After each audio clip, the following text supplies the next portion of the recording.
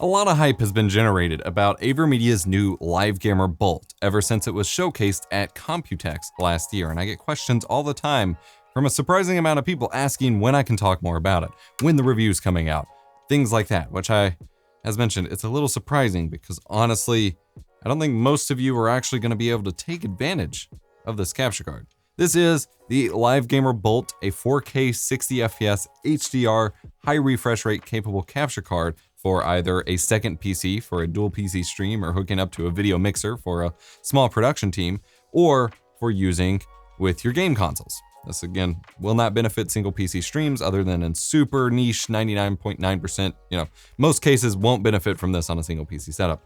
The only problem is it's Thunderbolt 3. That's what the Bolt name is. It is basically their Live Gamer 4K capture card in a Thunderbolt 3 enclosure made in a smaller form factor. Don't need wall power. Makes my life a lot easier because I've already reviewed the Live Gamer 4K, so everything in that review basically applies here other than the PCIe versus Thunderbolt 3 difference here. I'll have that review linked in the description below, but you could also do that for cheaper because this is launching at $450 as a MSRP launch price, whereas you can get the Live Gamer 4K or Elgato's 4K 60 Pro for about $250, $300, and then get a cheap Thunderbolt 3 enclosure, and you basically have the same form factor, just thicker. Granted, I did shoot some video. I was originally making a Thunderbolt 3 video over at Windows at Level 1 Techs, and did not get the original 4K 60 Pro to work in a Thunderbolt 3 enclosure, and my overall I didn't have a big enough sample size of enclosures or capture cards, but my overall experience trying to make that kind of setup work in the first place wasn't great, but you can do it, and Elgato's even putting out a video about the very idea in and of itself. It is certainly smaller than expected, and for all the questions that will come in, despite the fact that I mentioned it in the Elgato 4K 60S Plus review and that they are both external options for 4K capture, this is a completely different product from Elgato's 4K 60S Plus. And we're going to talk about that right after a word from this video sponsor, because this episode of Stream Guides and this capture card review is brought to you by Nerd or Die. Have you ever wanted to set up a really complex stream layout but found it to be way too difficult? Nerd or Die has actually created a tool that allows you to have one-click setup inside of OBS Studio of all their layouts, so you can immediately just press a button, have it explode onto your scene, and have pretty much everything set up and ready to go. All you got to do is make any tweaks like color adjustments to the layers that you want so you can make it your own, add in your video capture devices, things like that. This is something that was originally built into Streamlabs OBS and made it so compelling for a new user to have that. Now it's available in OBS Studio, thanks to Nerd or Die. They have brilliant layouts. I use their Synthwave chat box enabled with all of my custom graphics because it is just so freaking great, and I feel like they made it just for me. They have some other really cool stuff in my aesthetic coming soon, but huge shout out to them for sponsoring this video. You can go to eposvox.gg/nerdordie, link in the description, to supercharge your live stream today. I'm EposVox, your stream professor, and welcome to my AVerMedia Live Gamer Bolt review. Taking a physical tour, this capture card is a little bit bigger than their Live Gamer Ultra or Live Gamer Mini models. It's got the same little slanted design form factor. It does have a fan here. There's a little grilled fan intake here. It does have an active fan. It intakes air through the top and expulses it, I think, mainly through the front and then a little bit on the sides. And that is how it keeps cool. It is interesting that the PCIe model doesn't need a fan, but this one does. Perhaps the added chipsets for Thunderbolt 3 compatibility and things like that get too hot, or they don't expect it to have the same kind of airflow as it might have in a PC case, though my Live Gamer 4K gets extremely hot to the touch because my PCIe space in my desktop PC is just like a hot box, but that's just me. It is very nicely built, pretty sturdy, pretty rock solid. The fan is a bit of a concern, both because user replaceability of this might be difficult, but also my Live Gamer Ultra model that I used in my retro room setup for quite a long time, it ended up being powered on for months on end. For whatever reason, the USB, it's supposed to, turn off with your computer, but for whatever reason, the USB port on that streaming computer in there kept it always on. And eventually that fan started to get really loud. Like it was not like incredibly loud, but the high pitchedness of it, since it is such a small fan, was getting it up there with the streaming PC that was already in there, which admittedly was a quiet PC, but still quite an annoying sound. Thus far, this one is pretty quiet, although it moves significantly more air than in the Live Gamer Ultra, but that is a concern. Going around back, you have the HDMI 2.0, not 2.1. We'll talk about that in a moment. Lag-free pass-through. You have a 3.5mm 3-pole line in for connecting an added audio mixer, a different audio source, like a phone source or something like that, or your Go XLR if you're like me and route all your audio through the Go XLR and then need to pipe it back into a capture card to keep it in sync, 3.5mm line in jack will do that. So I just take the line out of my Go XLR through a 3.5mm cable into this. Works great. No complaints there. You've also got the Thunderbolt 3 port on the back. Now this requires Thunderbolt 3, not USB Type-C, not USB 3.0, 3.1, 3.2, 3.2 Gen 2x2, none of that. Thunderbolt 3 is required. So you either need a laptop or a MacBook with enough graphics power as well to connect it to. We'll talk about Mac support in a minute as well. Or a add-in card on your desktop if your desktop doesn't support it. Now, but the desktop I planned on using this with was my triple boot Hackintosh that I was talking about before, where I have an add-in, I believe Alpine Ridge Thunderbolt 3 card. However, the motherboard that I'm using for it, every time, or like 75% of the time, I enable Thunderbolt 3 in the BIOS. The computer just doesn't post anymore. I can't even access BIOS. I have to clear CMOS or remove the card in order to even get it to post for me to change settings again. It became a nightmare and already limited my testing scenario to my laptop back here that I have, which thankfully meets the minimum specs and supports Thunderbolt 3. I did go ahead and try plugging it in USB Type-C to my desktop just to test it, and Windows 10 is actually even smart enough. It pops up a thing that says, hey, your Thunderbolt 3 device may not function properly because this isn't connected to Thunderbolt 3. Here's how you can learn more for people who inevitably get confused. I am disappointed that it doesn't support my motherboard has a 20 gigabit per second USB 3.2 Gen 2 x2 port, but I think it needs the PCIe since it is basically, even on a driver level, it's their Live Gamer 4K on a Thunderbolt 3 card. I think it needs the extra PCIe stuff that happens with Thunderbolt 3 to attach to what is otherwise a PCIe card. On the bottom, you have a nice thick rubber pad so that it doesn't go anywhere, and then it does have RGB lighting completely around the base, around all four sides, and then it shines through the front here, through the front grille as well. And you can completely customize it. It can either just flash red to indicate different record and idle statuses, or it can have a couple different RGB effects, all controllable in their RECentral software. Or if RGB lighting isn't your thing, which it isn't for a lot of commenters, I hear you, I get it, you can turn it off. That's the cool thing about RGB. On pretty much anything, you can turn it off. It does not hurt you. You may notice, of course, this doesn't have DisplayPort. No DisplayPort. People complain about that. It's more expensive to make, I'm told. It removes compatibility with game consoles. So if you want to use DisplayPort with this, you will need to clone your monitor, run DisplayPort to your monitor, run HDMI out to this, and then you'll have to use, if you're doing some high refresh rate or something like that monitor, you will have to use their EDID utility to basically program the right display mode, since it can't detect what your monitor supports, to get some of those oddball resolution modes and things like that. I recommend running HDMI pass-through wherever possible. Yes, you lose adaptive sync support. No, capture cards don't support adaptive sync. So if you're using a capture card, run it through pass-through if possible. Makes your life a whole heck of a lot easier. Speaking of specs, pass-through and capture supports 4K up to 60 FPS, including HDR, HDR10. It supports 1080p up to 240 FPS, 1440p up to 144 FPS, as well as ultra-wide 1440p, so that's 3440 by 1440, up to 100 FPS, and that is pass-through and capture, and it can capture all of those frames. So even in their RECentral software, you can set it to 100 FPS for my ultra-wide here, and it will capture it. 240 FPS for a 240 FPS monitor, it will capture it. Pretty freaking cool. Originally, whenever the Live Gamer 4K launched, their software didn't have, or at least it wasn't easy to set up, the direct high frame rate capture options, and people got confused about how to do it in OBS. It's now super easy in RECentral, and in OBS, you just simply change your OBS settings to that frame rate, and then set the capture card to highest FPS, and you're good to go. But it will capture and pass through all of those totally fine, which is pretty cool. Oh yeah, it will also do 2560 by 1080 ultra-wide, up to 144 FPS as well. So this is great for PC streamers who want, for whatever reason, an external option for passing through and capturing their second PC for dual PC streaming setups, or for console gamers who want the 4K 60 HDR life, or for those running small production teams with video switchers, running this out as a way to capture or stream the footage from there as well. This actually makes it a better choice for streaming than Elgato's 4K 60S Plus, because where this lacks in any sort of SD card or hard drive writing capability for using it without a computer like Elgato's 4K 60S Plus does. No, this is not a card slot. It does not record internally. It only streams it to your computer. What it lacks in that, it makes up for by being low latency, which we'll talk about latency specs in a moment, but this is a fairly low latency capture card, which makes it great for streaming, whereas the Elgato 4K 60S Plus had multiple seconds pretty much worth of latency and was not really all that usable for streaming unless you were really willing to manage multiple rounds of delays set up in OBS and all sorts of craziness there. Let's talk system requirements for a second, because people ask this all the time. Obviously, you need a computer with a Thunderbolt 3 port. That kind of limits what specs you have available in the first place, of course.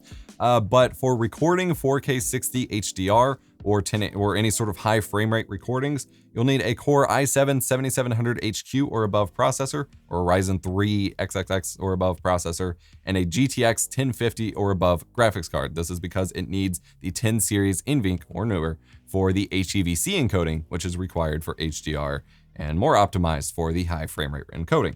Conveniently, that's basically the specs of my laptop over here, which has an Intel Core i7-7700HQ and a GTX 1060.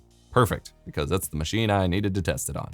You can also use an RX 5700 for encoding the HEVC too, which is pretty impressive. Elgato's had a spotty history of officially supporting AMD's encoder back and forth. It's been kind of unclear over time, and people have been confused by that.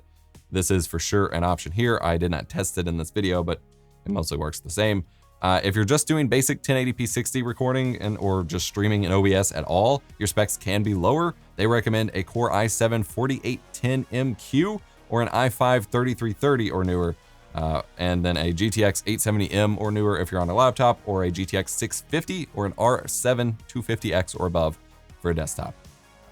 Windows only for now. Mac support is coming later, or at least it's being worked on and hopefully coming later.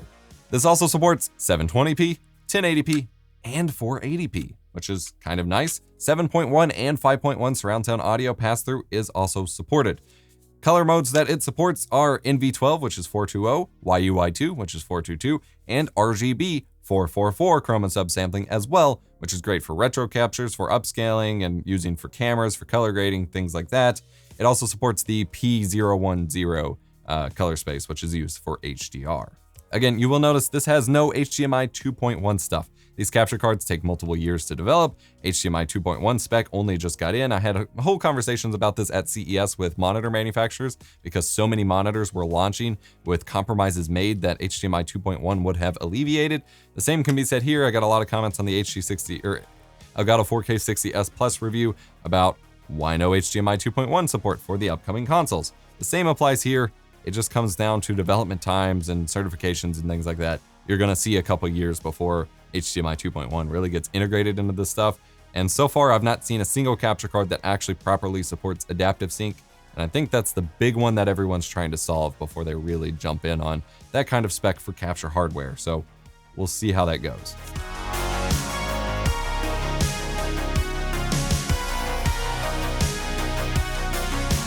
Talking about recording, of course, you hook it up to your computer, record in RECentral or OBS. We'll have a section dedicated to how to set that up. The default bitrate for recording 4K HDR in RECentral is 100 megabits per second. You can go up to 240 megabits per second max. Obviously, your disk speed and overall throughput is a factor in that. My laptop's operating system SSD didn't seem to like going past 150 megabits per second for recording, but it handled that fine, especially in HEVC. That's more than good enough for most purposes, by all means. You can choose to encode to, at least for NVENC, H.264 or HEVC. HEVC being potentially harder to edit but more bitrate efficient and get you a little bit better quality. H.264 is only available for SDR. You have to use HEVC for HDR. GPU encoding is of course done on its own ASIC on the GPU die. So it's its own piece of silicon or chunk of the silicon on your graphics card. And so it's designed purely to encode. This is really not influenced by any other resources on your computer, which is why something like a laptop can handle 4K 60 FPS HDR or 3440 by 1440 100 FPS recordings without breaking a sweat, because that's purely what that chunk of silicon is designed to do. That's what makes GPU encoding so great, and that's why these kinds of capture cards have to rely on it, because your processor, no matter what you have, is not keeping up with some of these recording specs. This did kind of push my laptop to its limits, at least a little bit. The GPU encoder handled it fine. I never dropped any frames, other than when I accidentally unplugged the laptop and it went into a lower power mode. I think it may have even disabled the GPU entirely, and suddenly it couldn't maintain frame rate at all. However, when it was plugged in and ready to go. Again, I didn't lose any frames, but decoding and encoding the audio stream and things like that, it did not, the 7700 HQ was really, you know, it was not gonna do a whole lot more. Obviously, if you're putting it into OBS, then it can pull any bitrate you want, any codec you want, that if you have plugins for it or whatever, but everything is already tone mapped to SDR, which is pretty cool. It does HDR to SDR tone mapping. Imagine that. I complained about that constantly in my previous capture card review. This one doesn't. You can do tone mapping within RECentral, or you can record HDR in RECentral. It does tone mapping to OBS. You don't even gotta change a setting. It just does it.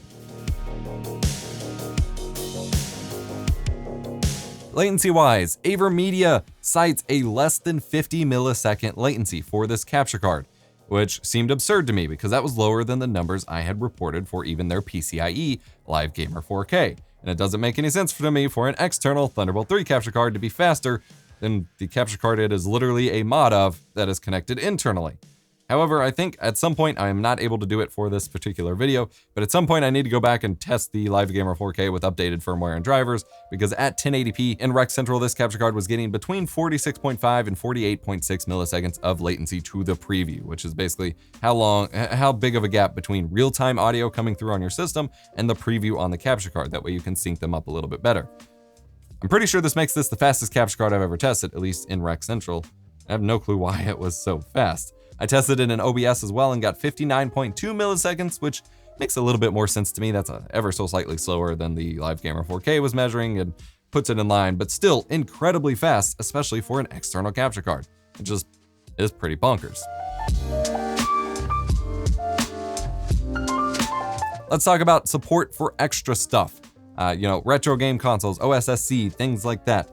Again, it works with Ultrawide. It supports anything within the max pixel clock of 3440 by 1440 at 100 Hertz. It can't go any higher than 100 Hertz for pass-through or capture at that resolution.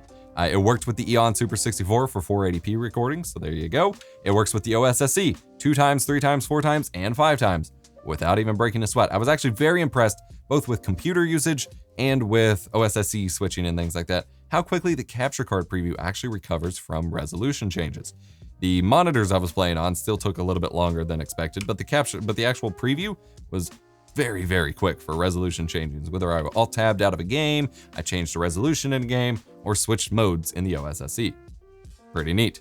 This does support 720p and 1080i as well without any issues. It does work with my iPad as well for HDR. It does tone mapping in the software. I was able to play Call of Duty Mobile, use it in vertical mode, all of that worked with my iPad Pro without a problem.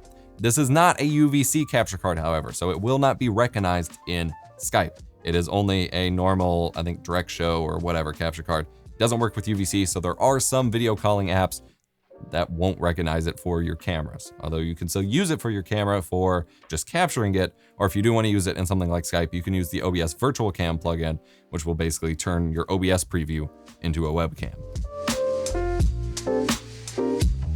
Let's talk about my little nitpicky complaints and wishes for this product. A silly one, but with every capture card, they include a license key for a copy or at least a more extended demo of Cyberlink's PowerDirector 15. However, as people started to note, as I started trying to give away copies of this software, the software they include does not actually support editing of the HEVC codec nor HDR recordings, thus including it with their capture cards, which seem to have started with the capture cards that supported HEVC and HDR recording. Just seems a little silly for me. It's like a bait and switch. Like, hey, free software, JK, pay for it to actually edit the footage recorded with the software. Seems a little shifty to me, and I'm finally calling it out because I think it's a little weird, and I finally confirmed that that's what's happening here. Again, I mentioned my fan concerns with over time it may get this little high-pitched wee to it. It may just need dusted out more, and it's going to be harder for the user to service or replace. It's another part that can break over time. But if it's keeping it cool, obviously I complained about previous capture cards that were internal for not having fans for this very reason, so take it or leave it, I guess. Obviously, again, it's Thunderbolt 3, so really, that super limits who can use this capture card, especially since most of the best Thunderbolt 3 support is on Mac, and this currently doesn't support Mac, and support for Mac hardware would be hit or miss, given if you have a good enough graphics card and things like that, so obviously the Thunderbolt 3 interface entirely is a complaint. And then with RECentral specifically, it is super sluggish to change settings and navigate the menu sometimes. Like the software on the whole is rock solid and stable, and it's a big improvement over where it was in 2015 when I was reviewing AVerMedia capture cards, and I basically said no one should ever use the software ever. It is in a really good place right now. It is super powerful for streaming, for editing, or for capturing, for things like that. But just trying to pop up the menu to like disable HDCP to support the iPad and things like that, just super slow, just really annoying for that. To set this up in OBS, it's fairly simple, but you do want to change its setting, at least in my experience. You add your video capture device to OBS, choose your resolution and frame rate. In my experience, you need to do this manually instead of leaving it on device default regardless of what you want out of it, because it kept defaulting to 1080p within OBS, even if it was sending and recording 4K in RECentral. So you have to manually choose that if you want a 4K selection. Otherwise, you can scale it down if you're only streaming 1080p or what have you. Choose your color space, be that NV12 for most people, or if you have specific concerns for chroma subsampling, you can choose YUY2 or NV12. Set OBS to Rec 709. Set your capture card to Rec 709. Always do that for HD footage. And then choose your line in. It actually shows up as a separate audio device, which I am a huge fan of. So set your line in as the audio device if you're using that. If not, it'll just capture the HDMI feed automatically. And then record away.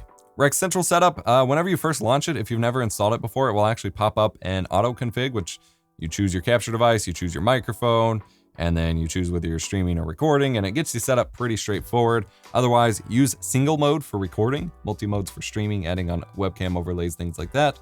Choose your device. If you have multiple AVerMedia capture devices detected, make a profile for your settings, be it 4K 60, HEVC, H.264, whatever you want to get set up.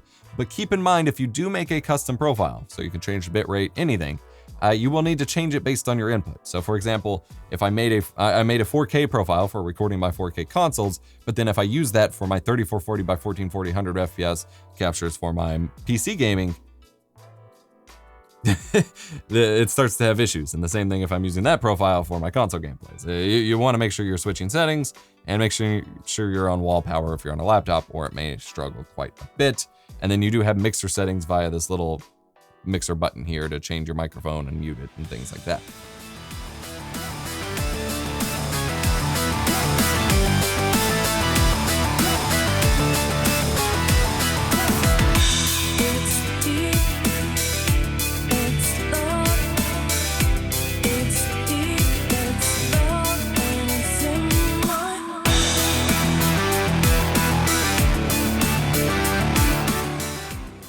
Overall, this is the Live Gamer 4K in a Thunderbolt 3 enclosure, but smaller and more expensive. Theoretically, you could just buy the Live Gamer 4K cheaper, or again, Elgato's 4K 60 Pro, similar cards, and throw them in an existing or a cheaper Thunderbolt 3 enclosure and have the same thing, potentially saving you money or being more modular in the long run, just being fatter and require wall power and things like that. However, I tried this with a Thunderbolt 3 enclosure that Wendell at Level 1 Techs had. I tried a few different capture cards. I did not have a great consistent experience with that overall, other than Blackmagic capture cards. So it should be possible, it should work fine, but in my super limited sample size, I didn't have a great time with this. So it was something that I was going to not recommend until Elgato started telling me that they do it all the time and it's totally fine. And I was like, okay, it's not fair if I don't have a chance to actually test it on more configurations. Thunderbolt 3 is super limiting. There are so few people out there that can have it and use it to its proper extent. Most of them are on Mac. The desktop support just isn't there, and that's something I've been super frustrated and disappointed with, that Intel, even on their HDDT platforms, of all companies, since they're the ones who make Thunderbolt 3 and have the license to the technology, they don't even integrate it properly. HDDT on AMD doesn't have Thunderbolt 3 for the most part. None of the Threadripper motherboards for 3rd gen really have Thunderbolt support. Only Ryzen motherboards. And my experience with the add-in card has been nothing but hell, headache, and nightmares.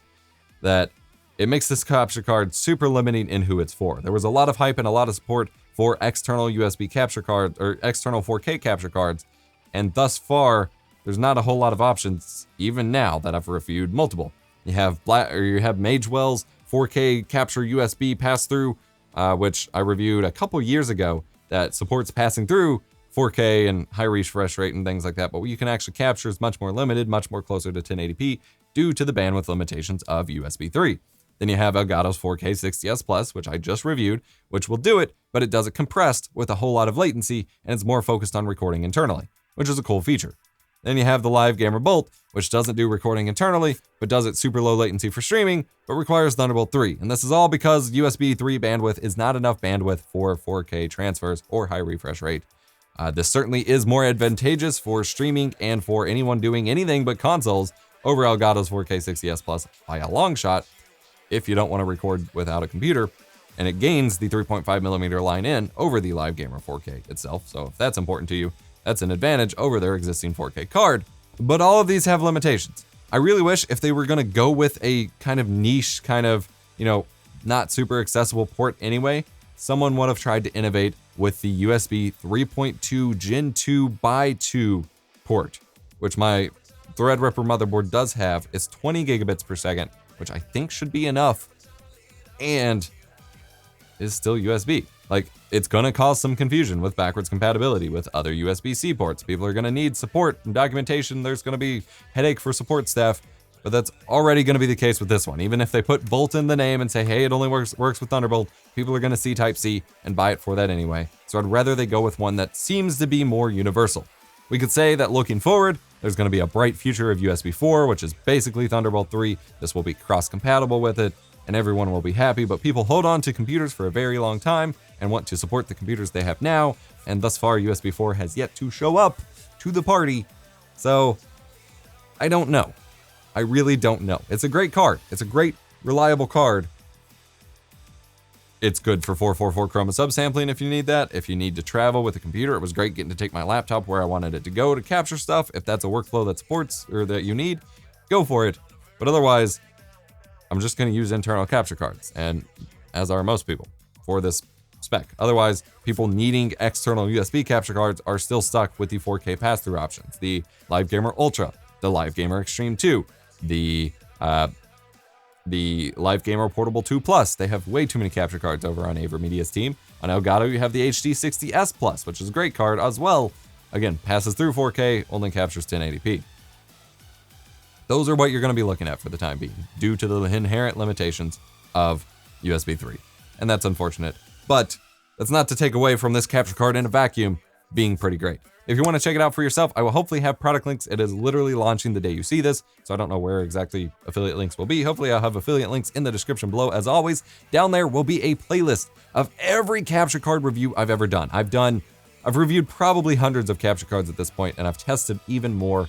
I have more coming. And if you're interested in more of that latency information, I have a post in the description below with updated latency charts and things like that, because I'm always testing that for every capture card, because no one else does. I'm EposVox, your stream professor. One last link you will find in the description is a sign-up form for a new streaming course that you are not going to want to miss. It is a new streaming course I am working very hard on, and I am super stoked on, because I think it's going to be a big deal, and you're not going to want to miss it if you want to get up to speed with streaming. I'm EposVox, your stream professor. Go subscribe. For more tech education and stream guides, hit the like button, subscribe on Flowplane, and for early access to videos and behind-the-scenes content, join us on Discord, eposvox.gg/discord. Check out our sponsor. I'm going to stop talking now. I'll see you later.